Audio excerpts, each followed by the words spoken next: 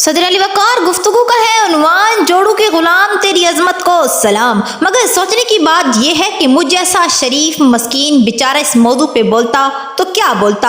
हूँ मैं कंवारा। अली वकार इस मसले का हल ढूंढने के लिए मेरे कदमों की रवानी भैया जानी के कमरे की जानिब ले जाती है। याद रहे ये वो भाई जान है जिनका 3 बरस कबल हाथ पीला कराया था। इसके बाद से मुसलसल मुंह ही नीला दिखाई दिया। खैर मैं सवाल कुछ इस अंदाज में करने पर मजबूर हुआ कि भैया सुना है आजकल भाभी के साथ बर्तन धुलवाते हो। अली वकार मेरा ये सवाल सुनकर भैया की आंखों में खून उतरता है। तड़प के जवाब देते हैं, ऐ जालिम इंसान, तुझे ये तो नजर आ गया कि मैं उसके साथ बर्तन धुलवाता हूँ, मगर तूने ये नहीं देखा कि वो बेचारी भी मेरे साथ रोटियां बनवाती है। वो कहने लगे, अब वो वक्त गए जब मर्द औरत के गुलाम होते थे। अब तो मैं अपनी मर्जी से सुबह सवेरे उठता हूँ, 2 पराठे बनाता हूँ, एक अपने लिए एक उसके लिए। खाना है तो खाए वरना भाड़ में जाए। हाँ अली वकार गुस्से के बड़े तेज हैं, मगर अभी कुछ दिन पहले का किस्सा है कि भाभी जान से न जाने खाने में नमक कैसे तेज हुआ। भैया जान ने चीख चीख के सारा घर सर पे उठाया,